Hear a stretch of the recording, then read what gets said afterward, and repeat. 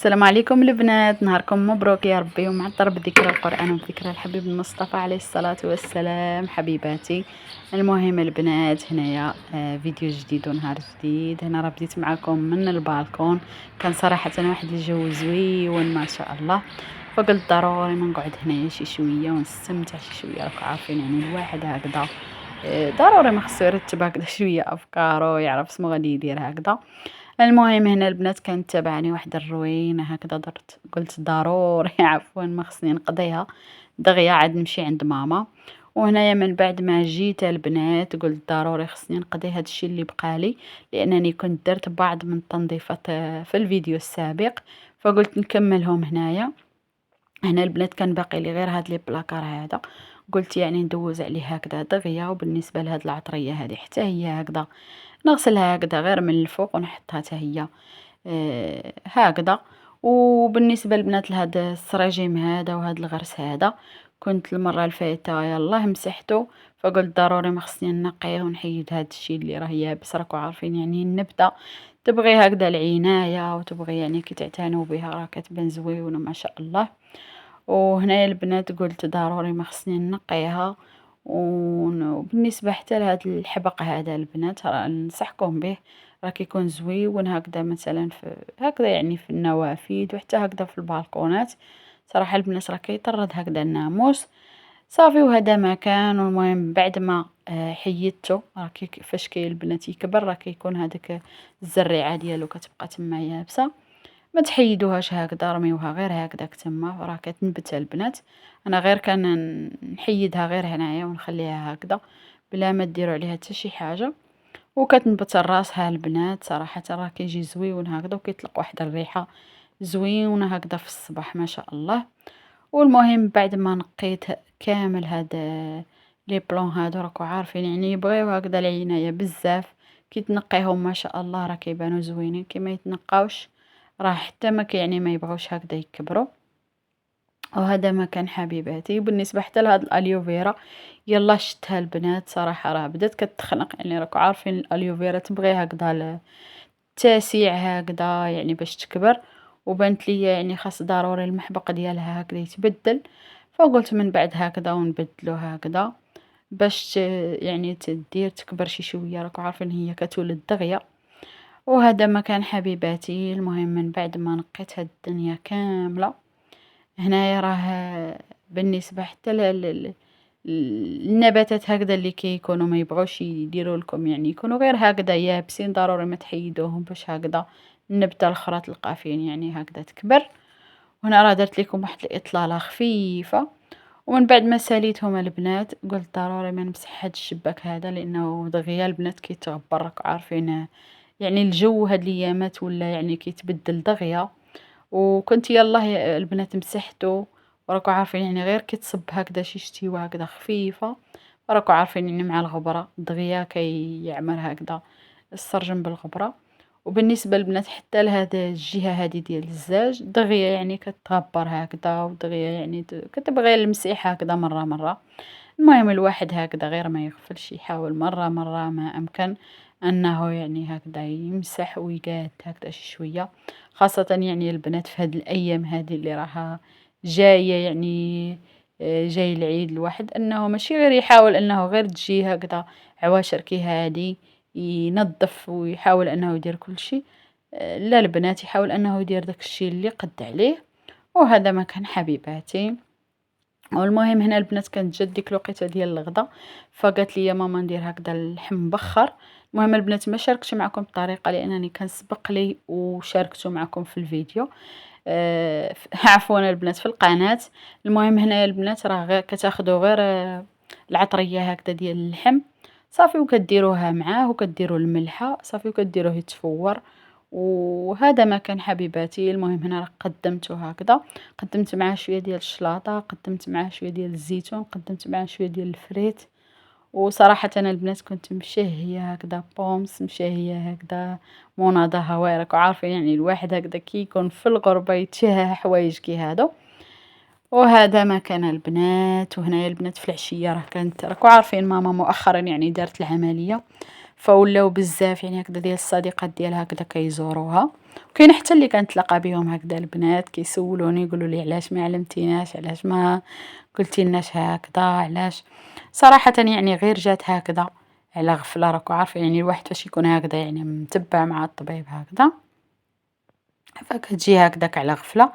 وهذا ما كان حبيباتي. المهم هنايا راه كانت الزوجة ديال الخال ديالي كتعاون فيا، الله يحفظها. كانت هنايا كدير معايا البنات الملوي، لانه راكو عارفين مع الوالده كتبغيه هكذا في المجمد يجي شي واحد هكذا يعني كيكون زوين هكذا، يعني الواحد هكذا يدير حويجات بحال هادو يكونوا عنده واجدين، غير يجي شي واحد هكذا يدير له داكشي اللي قسم الله. وهذا ما كان. المهم هنايا كنت كنشارك معكم البنات الطريقه ديالها. صراحه عجبتني الطريقه ديالها، طريقه زوينه ما شاء الله. هي كديرو مدور، كيعجبني حتى انا نديرو هكذا، ولكن في الاغلب الاحيان انا البنات كنديرو غير مربع.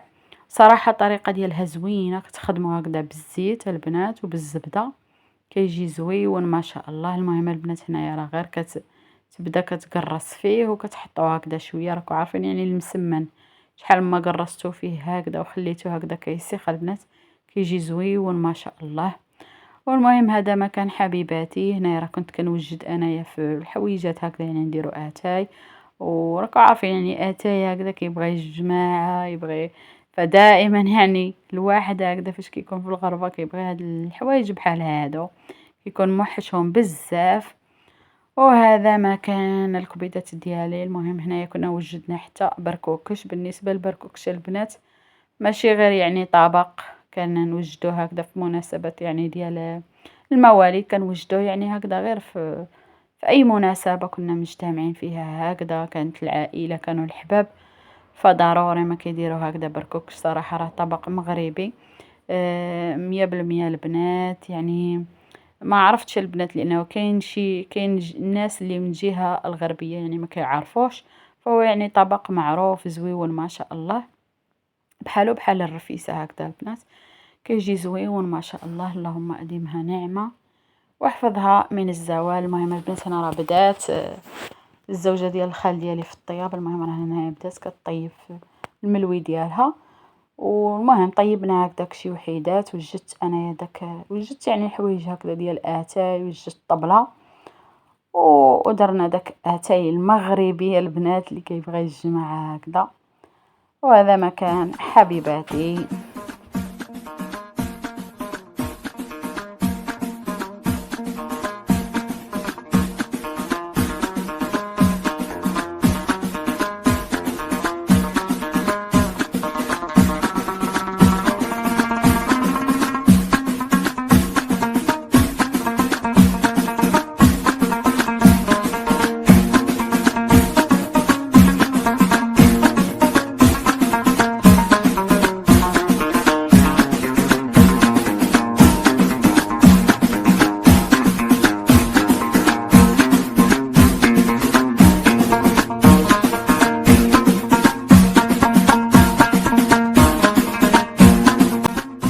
المهم حبيباتي هذا ما كان. انا البنات راه ما ساليتش معكم لا فيديو حتى الغد ليا، بما انني كنت بغيت ندير هكذا بعض من التحضيرات ديال عيد الاضحى، شويه ديال دواز اتاي البنات، فقلت ضروري ما نبارطاجي معاكم.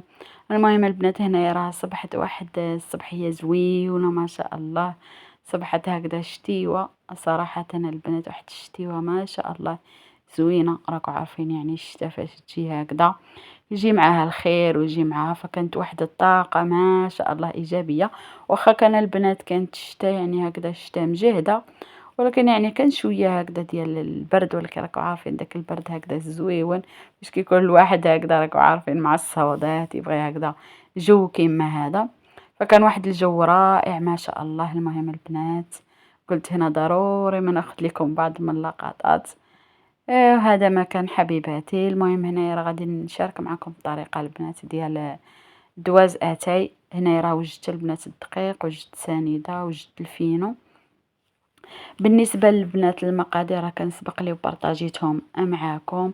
يعني كتاخذوا البنات كاس ونص هكذا ديال السكر، وكاس ونص ديال زيت نباتيه، بالنسبة للبيضة البنات 5 ديال البيضات. هنايا راه درت البنات في هذا البول هذا ديال الماكينة، درت فيه 5 د البيضات، درت فيه الزيت ودرت فيه السكر. بالنسبة للسكر حتى هو كاس ونص البنات. والمهم طحنت داكشي مزيان البنات، يعني خليته تهدر. عاد من بعد البنات بديت كنضيف الدقيق عاد الخميرة. بالنسبة للخميرة البنات راه 3 ديال الساشيات ديال 7 غرام. وبالنسبة للخميرة البيضاء البنات 2 ديال الفانيلا. وهذا ما كان حبيباتي. هنا راه بديت كنرشمو. الطريقة ما شاركتهاش معكم يعني هكذا بوضوح، لانني كنت سبق لي وشاركته معكم البنات، يعني في بداية القناة كنت شاركته معكم. بالنسبة للبنات هكذا المبتدئات اللي بغاو يديروا الطريقة ديالو البنات، راه طريقة يعني زويونة ما شاء الله، يعني ناجحة هكذا. وهذا ما كان حبيباتي. هنا راه ما كنديرش عليه البنات ديك الشوربه ديال الحلويات، كندير فقط يعني عليه البيض وسنيده، يعني كندير هكذا الطريقه ديال ماما. صراحه البنات كيجي زوين ما شاء الله، ما تشبعوش منه. فراه يعني تقريبا البنات بدينا فيه، قربنا يعني باقي غير شي شويه هكذا. راكو عارفين العيد، فقلت ضروري ما خصني نزيد منه. كيجي زوين هكذا، يعني حتى الوليدات الصغار هكذا ياخذوه في الكوتي، ياخذوه هكذا يعني في الصباح. فصراحة البنات المكونات ديالو مكونات يعني زوينين هكذا، ويعني كاينين في اي بيت، يعني هكذا اقتصادي وكيجي زوين البنات. المهم اللهم اديمها نعمة واحفظها من الزوال. المهم هنا راه وصلنا لنهاية لا فيديو. كنبغي نشكركم جزيل الشكر على كاع الحب ديالكم البنات، على كاع التعاليق ديالكم الزوينه، وعلى كاع الدعوات اللي كنتو كدعيو مع ماما. راني قلتها لها البنات صراحه كدعى معكم حتى نتوما. بالنسبه حتى للمتتبعه، واحد المتتبعه قالت لي تقول ليها الدعاء ليا مع بنتي البنات، قلتها ليها. فهي كدعى معها وكدعى معكم البنات كاملين، وكتقول لكم شكرا من القلب الخالص. وهنا خليت لكم البنات راحة الله، ونتلاقاو ان شاء الله في فيديو اخر ان شاء الله.